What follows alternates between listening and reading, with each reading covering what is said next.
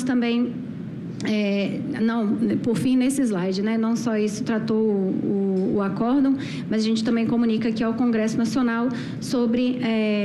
a complementação da União ao Fundeb, o montante esperado ali, quando a gente fala de 21 a 26, de 264 bilhões, para a gente pensar, e é uma das questões aqui, sobre a sustentabilidade desse fundo e o quanto é importante ter esse olhar atento para o volume de recursos que está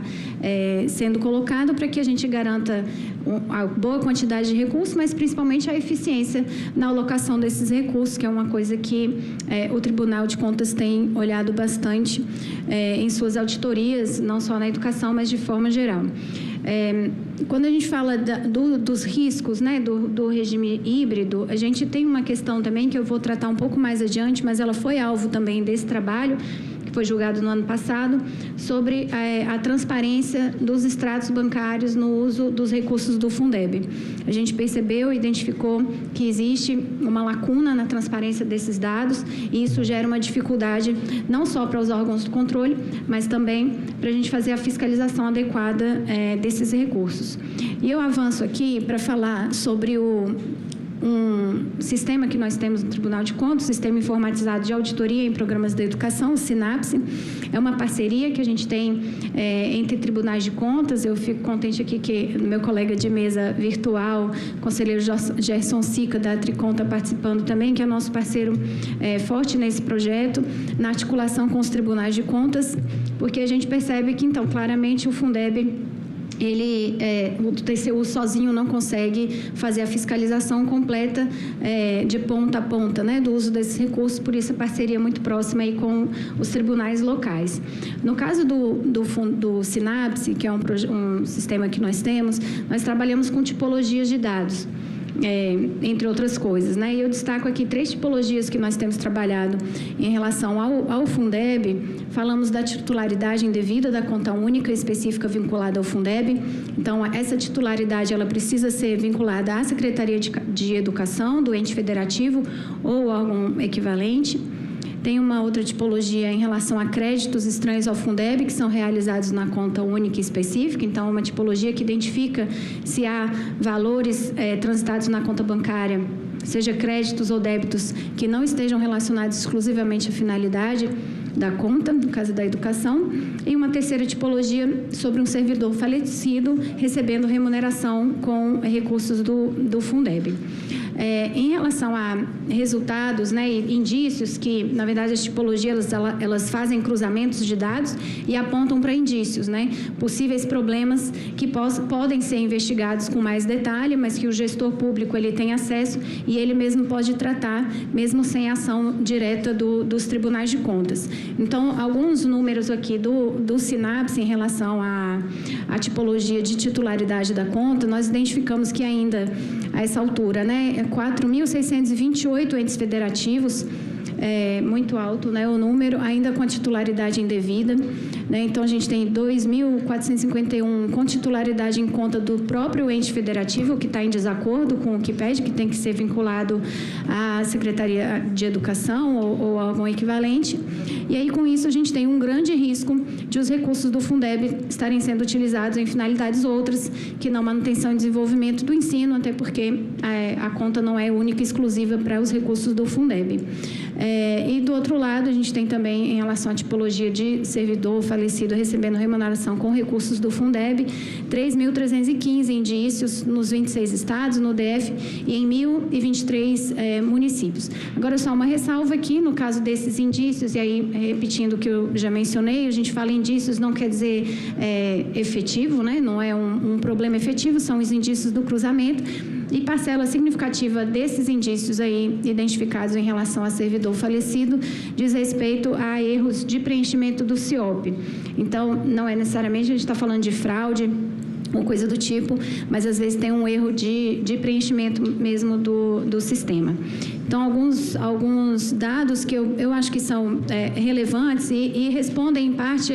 a pergunta que tivemos aqui do E-Cidadania, da colega Ana, de São Paulo, que perguntou sobre quais são os principais problemas identificados nas auditorias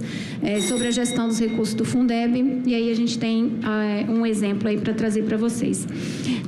Tenho ainda uma informação, e aí isso comunica com o trabalho de levantamento que eu mencionei no meu primeiro slide, sobre a questão da transparência dos extratos bancários, né? A gente tem 14 bancos identificados entre públicos e privados que fazem movimentação, que, né, lidam com movimentação de recursos do Fundeb, e existe uma obrigação que é dada por lei e por portarias do FNDE,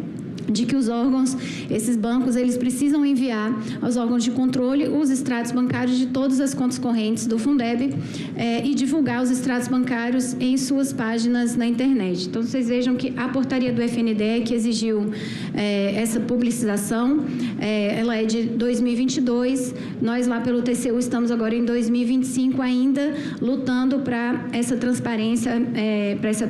acontecer e para que justamente a gente possa auditar adequadamente os recursos do Fundeb. Eu venho aqui trazer, finalizando bem a minha fala, alguns exemplos de outras formas que a gente trabalha no Fundeb, no TCU. A gente trabalha com denúncias e representações, então, de forma regular, a gente tem recebido denúncias e representações de variadas fontes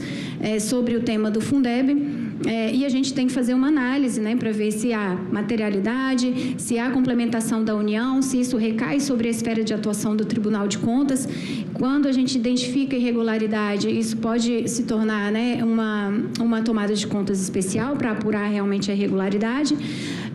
Nós usamos essas denúncias e representações, mesmo quando elas não vão adiante para uma tomada de contas especial, elas são usadas para o planejamento da nossa unidade e, de toda forma, nós sempre comunicamos aos demais órgãos de controle locais, pois eles possuem a competência primária para verificar a regularidade no uso de recursos do fundo. Um detalhe aqui, os precatórios do antigo Fundef, né, do finado Fundef, eles até hoje também passam bastante pelo TCU. A gente tem uma série de processos e a gente vê isso desde 2018, né, o primeiro acórdão do TCU a esse respeito. E a gente tem até hoje recebido muitos processos, então eu quero aqui só ilustrar o quanto a administração pública ela acaba sendo envolvida com uma questão que decorreu de uma interpretação a respeito da complementação da União, e que houve, né, um ajuste na metodologia de pagamento, e isso gerou precatórios na época que alçavam aí 95 bilhões de reais. E que a gente tem aí o acórdão do ministro Benjamin Zimler, de 2021, que fala que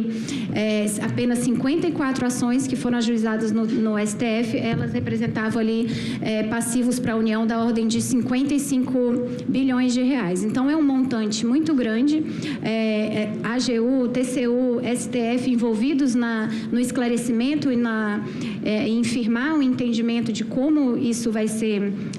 interpretado e como vai ser analisado nos processos. E eu trago isso para ilustrar o quanto que é importante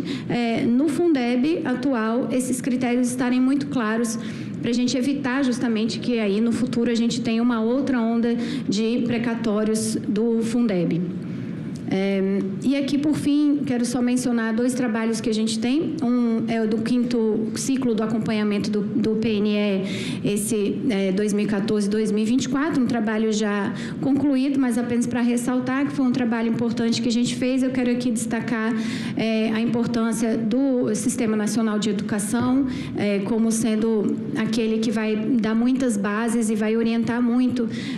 a execução de todas as políticas educacionais. É algo que preocupa bastante o TCU e a gente tem atuado bastante sobre isso. E está em curso auditoria no censo escolar, que também as informações que constam no censo escolar, elas são base para a distribuição de recursos, inclusive do Fundeb. Então, a verificação da auditabilidade dos dados do censo escolar é uma preocupação também do Tribunal de Contas, para que a gente consiga dar a nossa contribuição e permitir que os recursos sejam bem alocados de forma eficiente e efetiva. Eu paro por aqui e agradeço, estou à disposição para perguntas.